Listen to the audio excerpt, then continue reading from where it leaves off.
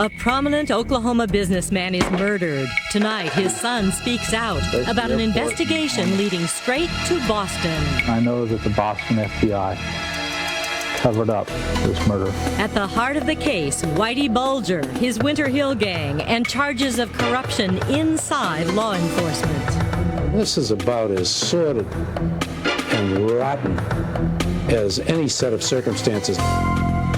Halloran said he was told that the inside man, the man who would probably set up the murder, Vital new information from News Center 5's David Boeri. This guy is the ultimate Judas. He sold out my father for coin. A case of murder, money skimming, corruption. David Boeri is on the trail, next on Chronicle.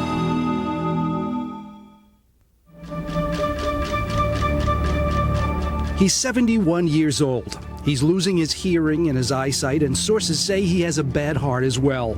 But James Whitey Bulger is still outrunning the FBI. Sources say they're not close to catching him. Yet even as the bones of his victims come to the surface, the elusive fugitive is an ever-present reminder of corruption and complicity within the FBI, the judicial system, a city and culture that gave killing license to him and his mob.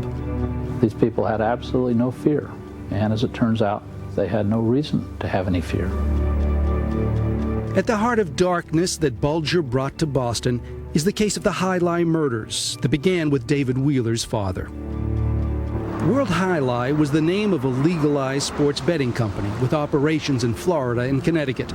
In 1981, investigators believe $1 million were being skimmed from its gambling receipts and funneled to Whitey Bulger and the Winter Hill Gang. The first president of the company had been John Callahan, a money manager in downtown Boston who moonlighted as an accountant for the mob.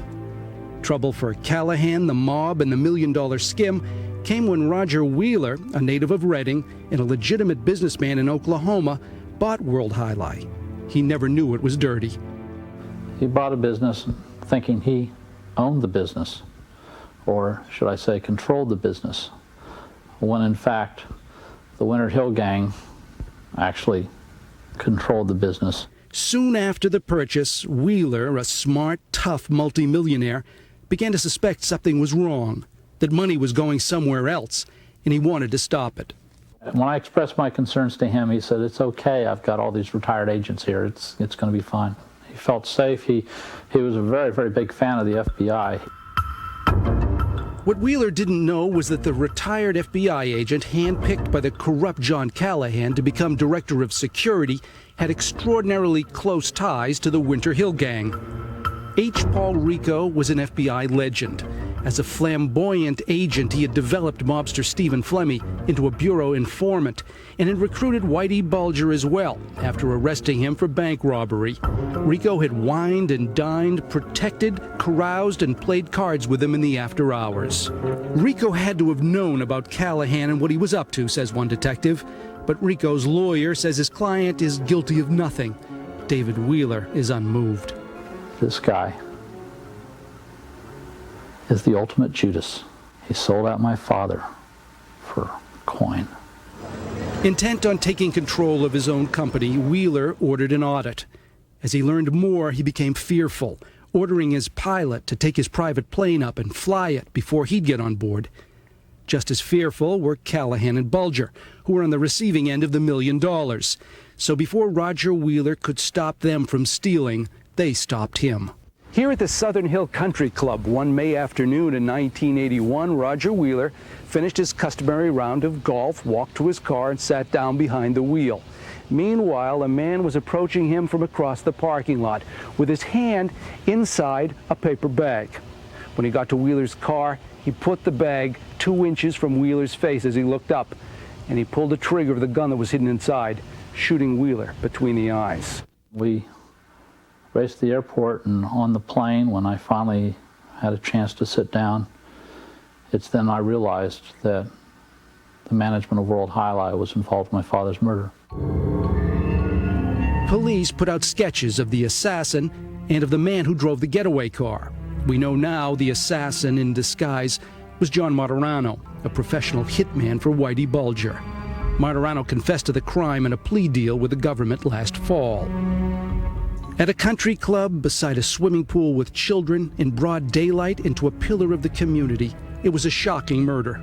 And the manner of his death, the fact he was involved in a gambling business all but legal. That raised the antenna immediately towards the possibility of organized crime. Within 2 months, Tulsa detectives had followed the trail through World High Lie here to the mob's turf in Boston, where unknown to police, Whitey Bulger and Stephen Flemmi were secret top echelon FBI informants. Trying to solve the murder of an innocent businessman, detectives from Oklahoma first came up here to Boston in 1981. Since then, the Bureau has moved its offices. But on the subject of the High Lie murders, it never budged. Those out-of-state detectives were stonewalled, misled, even lied to. And not just once, but over the course of nearly 19 years. I know that the Boston FBI covered up this murder. They impeded the investigation, and that's why we're sitting here 20 years later. Well, through his lawyer, H. Paul Rico has vehemently denied any involvement in Roger Wheeler's murder. However, the attorney acknowledges that Rico is a target of federal investigators, Mary. And because of a court order, the FBI cannot comment on anything related to this case. We'll talk to David later. Still ahead, informing on the informants. A friend of Callahan's steps forward. Still ahead, lacking in technique, an FBI non-investigation. And next, in the clutches of drugs, alcohol, and the law, he was trying to deal his way out of trouble by informing. a cold case warms up.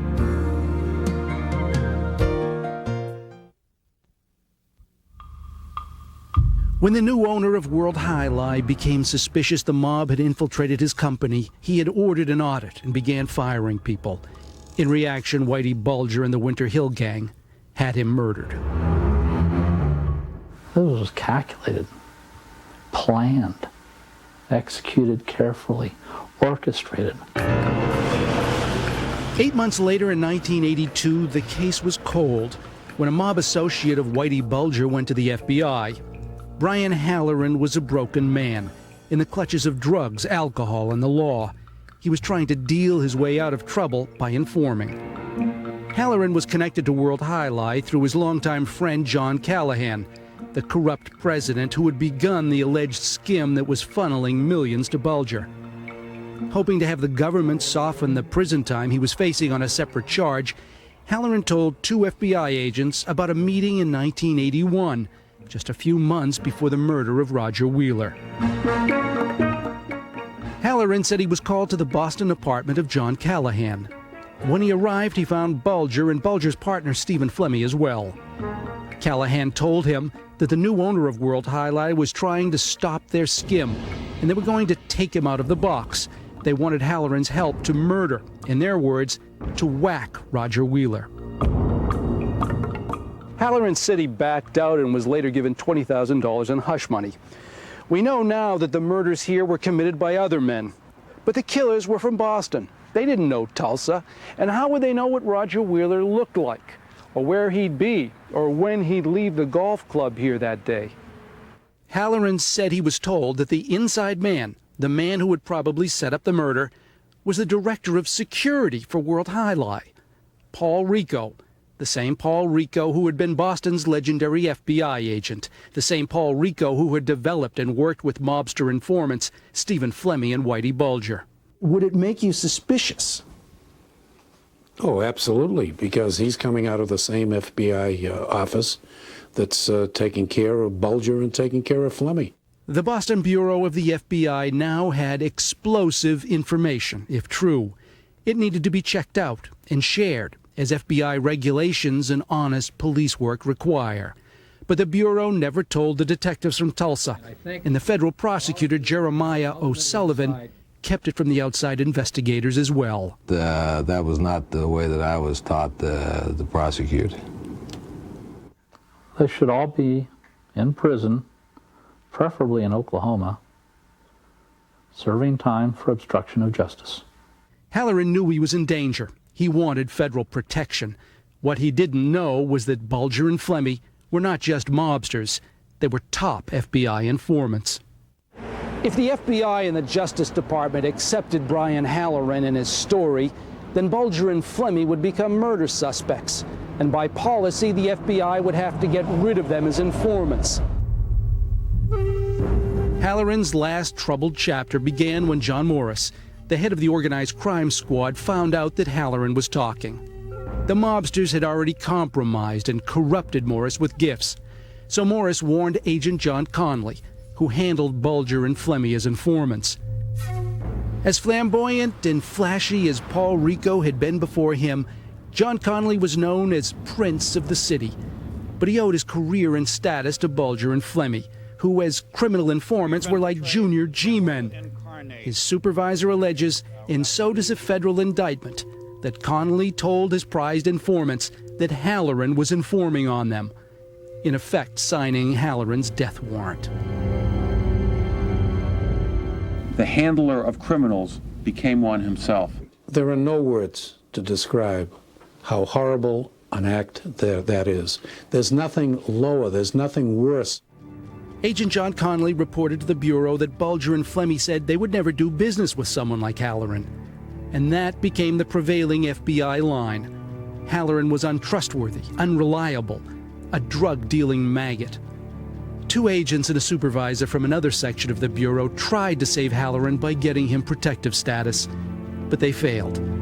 The Bureau and federal prosecutor Jeremiah O'Sullivan cut him loose in May 1982 without ever telling the Tulsa police so that they could interview him. Asked to intervene, then U.S. Attorney William Weld ignored warnings that Halloran's life was in danger and made it final. Betrayed by the Bureau, Halloran hit the street, and within days, he died in the street. This is about as sordid and rotten as any set of circumstances, and I've had a lot of trials involving bad cops. This is the worst. The last minutes of the man all prosecutors and police now believe was telling the truth were described a few years later, in 1989, by another would-be informant who was brushed off as well. That informant accused Bulger and this man, Pat Nee, of the murders. You want to say anything to their families? John McIntyre, Brian Halloran? Said the informant, the word had gone out that Halloran had turned. Someone saw him at the restaurant across the street from Pier 4. Whitey Bulger and Pat Nee rolled immediately to make the hit.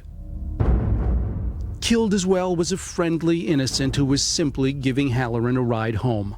Brian Halloran had gone to the FBI with a secret that threatened his own life, and the Bureau shared that secret with no one but his killers. It never told the detectives from out of state who might have solved the case quickly. The Bureau's motto is fidelity, bravery, and integrity. Short on all three, its only fidelity had been to Bulger and Flemmi.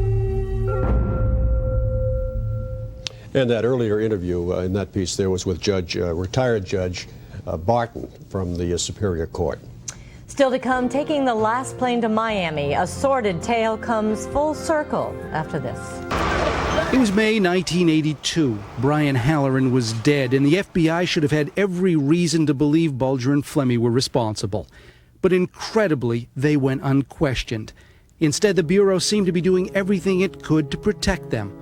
The day after Halloran was silenced for good, for instance, FBI agent John Conley filed a report saying informant Flemmi had learned Halloran may have been killed by wise guys in Charlestown.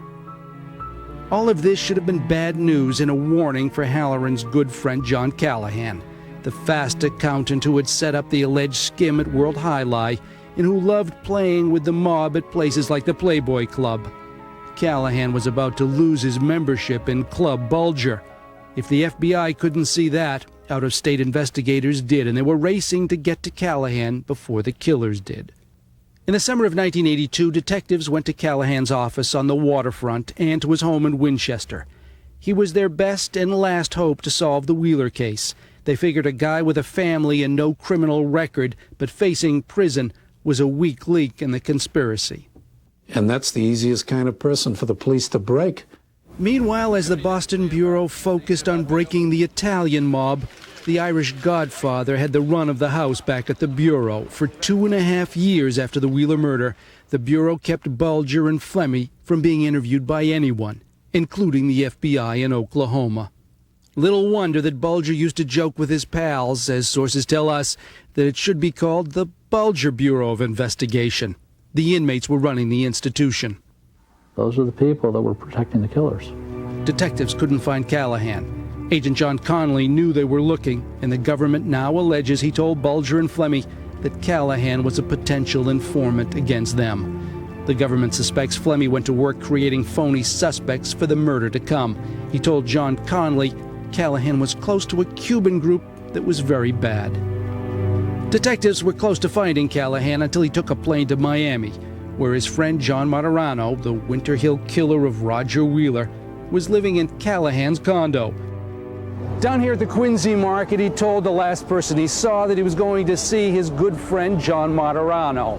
Someone else overheard him saying he was bringing Martirano money from Whitey Bulger. As it turned out, that money might have included his own kill fee. In Miami, his good friend Johnny was waiting. He took the money, put 3 bullets in the back of Callahan's head, 2 bullets in his back, and a dime on his chest. The cops got the message when they opened the trunk of Callahan's rented car at the Miami airport 3 weeks later. The mob thought Callahan was diming them out. And so the circle was closed, and very symmetrically at that. Johnny Martirano, the favorite serial killer of Boston's biggest serial killer, had murdered John Callahan for Whitey Bulger, just as he had murdered Roger Wheeler.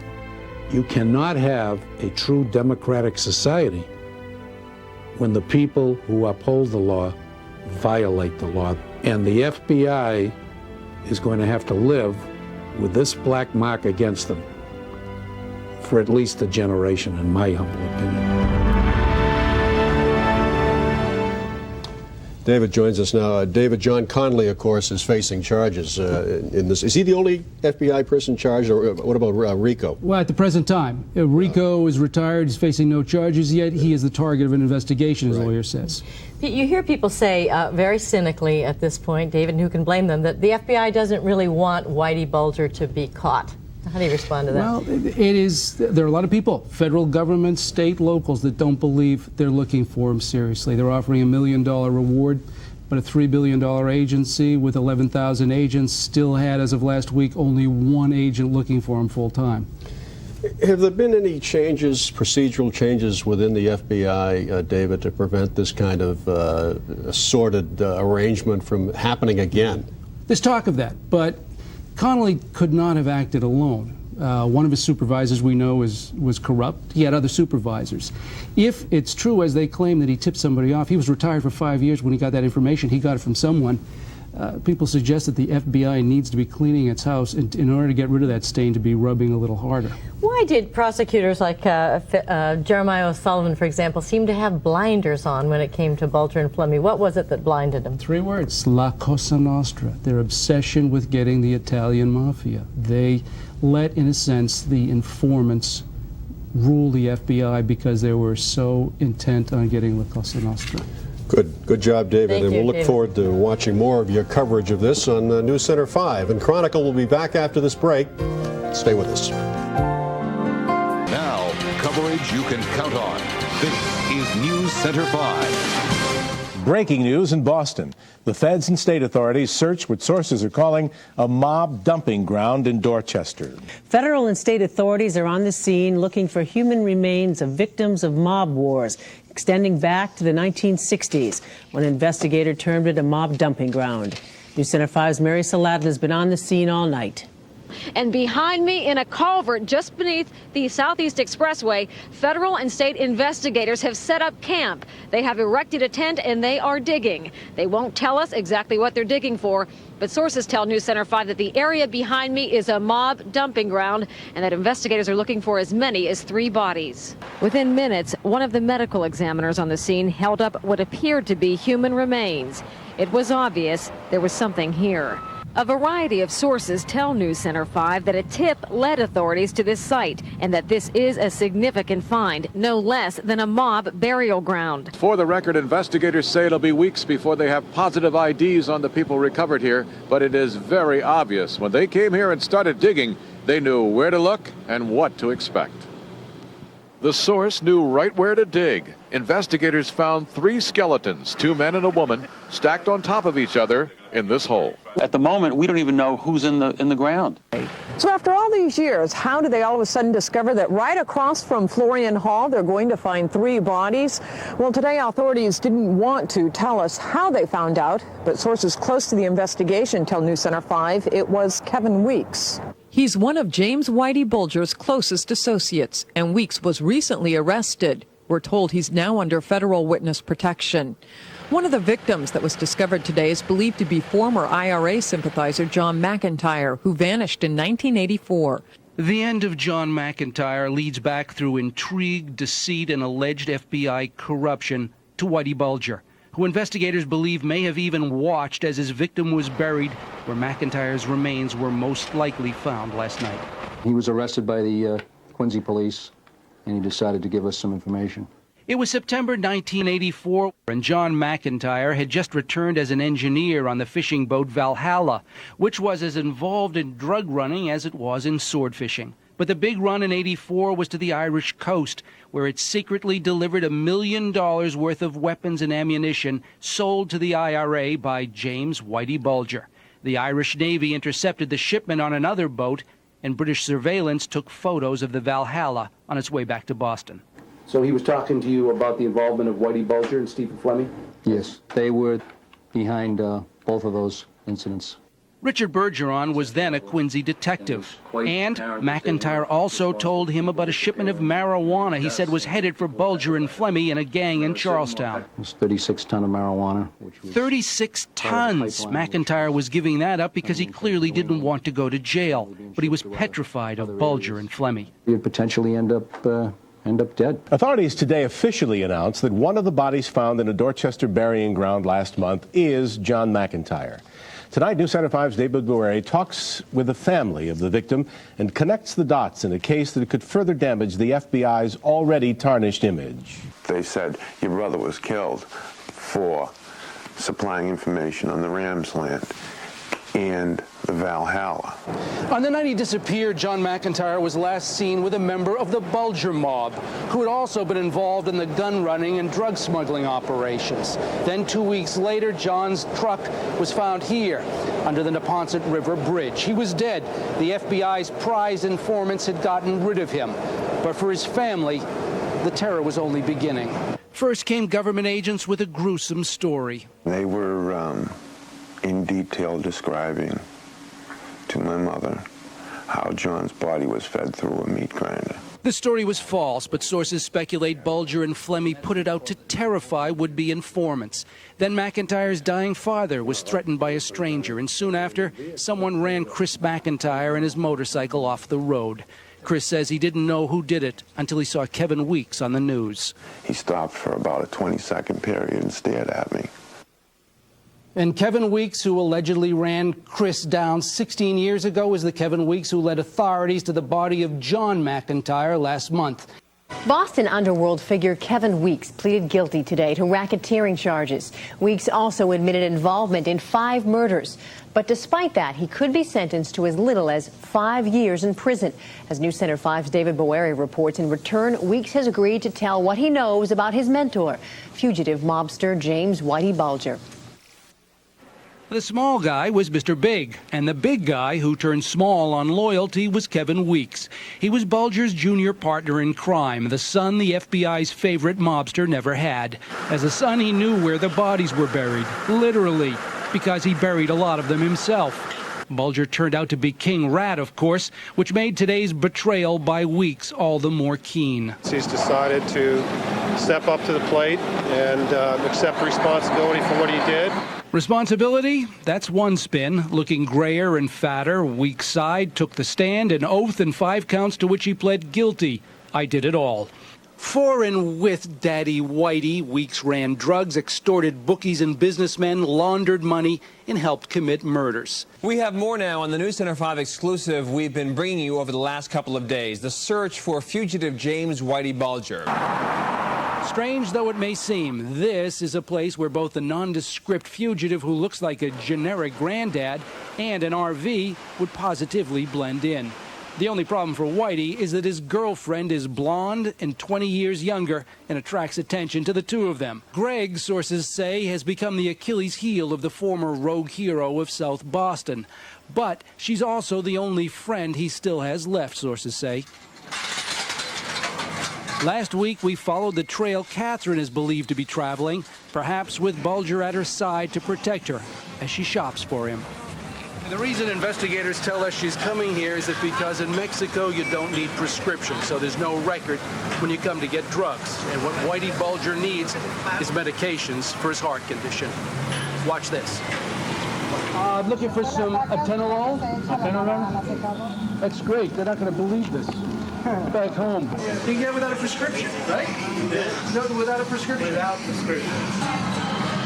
So here it is. I just got the same medication that Whitey Bulger uses. And like him, we got it without any record. Now it's time to go back across the border. A point of real danger, you might think, for a member of America's top 10 most wanted.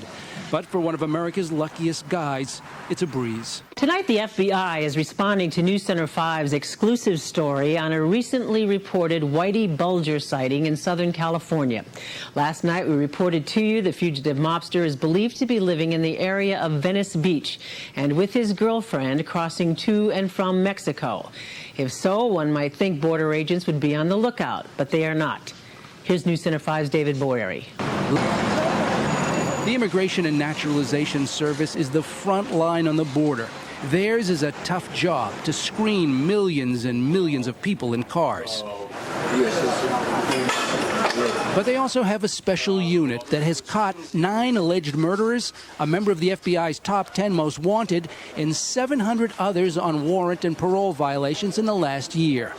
And you can see the photos they post, even a poster for one of the top 10 most wanted, when federal and local police ask them to be on the lookout. This guy, who's also on the top 10 list, you haven't been presented with a poster that you know of him? No, I have not. And when we talked to agents in the special unit, they said they hadn't seen the photos of Bulger and Greg either. And they were surprised to find out the FBI believes they're crossing the border. Generally, if they find out that this gentleman is going to be in the area, they would contact us and we'd be out on the lookout for him. They told us that nobody from the FBI had ever distributed photos or posters of Whitey Bulger or Catherine Gregg at the border. We can't go into the specifics of the investigation. If they didn't post them,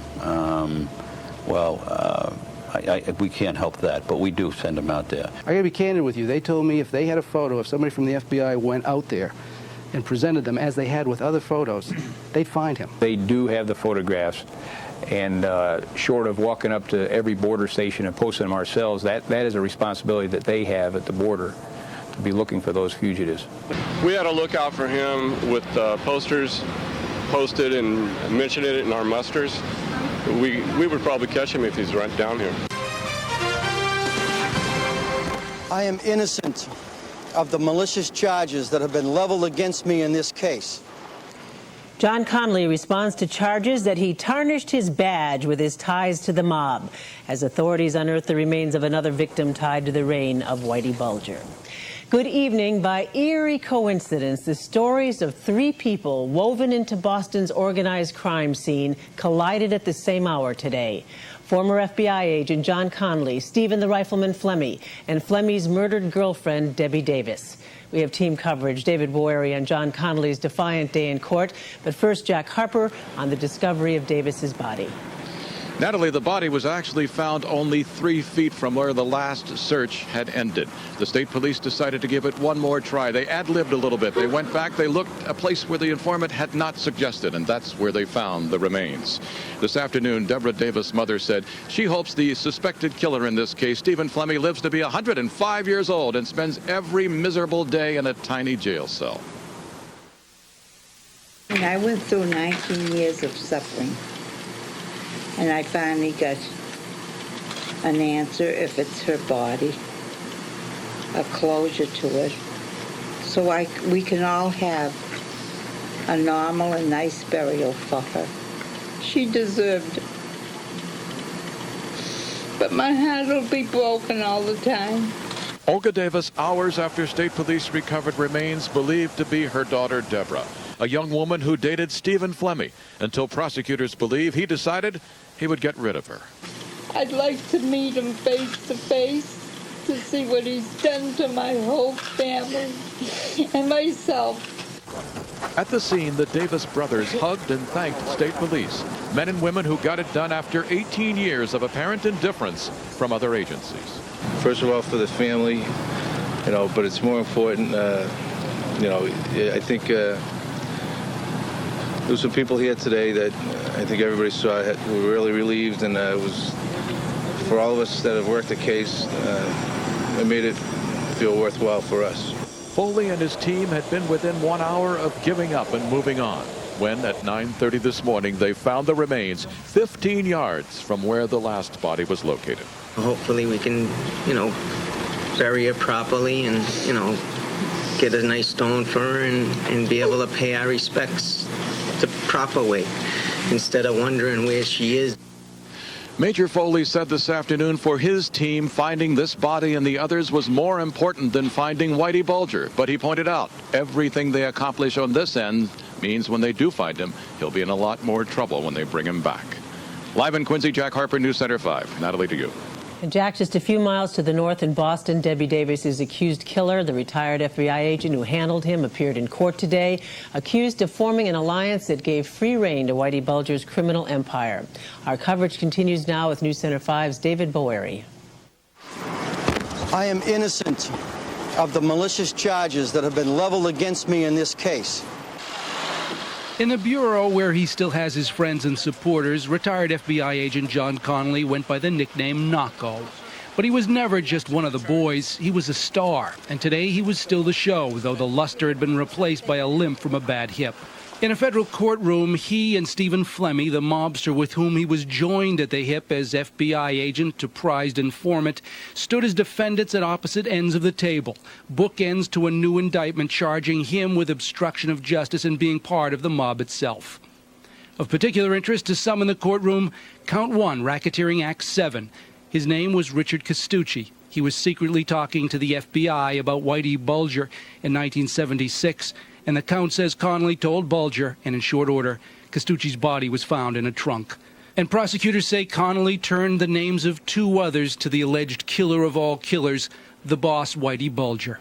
Stephen Flemmi arrived in a blue denim prison jacket and red pantaloons, and a joke that he was dressed in GQ from Walpole. His spirits were bright in counterpoint to the recovery elsewhere and at the same time of the remains of his former girlfriend, Debbie Davis, whom he is charged with murdering, sources say, in his mother's house while an informant protected by John Connolly. With 9 firm not guilties, Connolly answered the charges and left the courtroom limping and angry. And I would ask that all fair-minded people refrain from forming a judgment in this case until you have heard my facts and my evidence brought before a judge and a jury. And when that happens, I'll be confident that I will be vindicated in this case, period. He took no questions, strode to a waiting car and left. According to friends, Connolly is furious at the charges, furious at his superiors who he blames for not supporting him as a soldier in a war against crime that they got credit for winning and he's been blamed for fighting. That's his story, Natalie, and he's ready to go to war with it.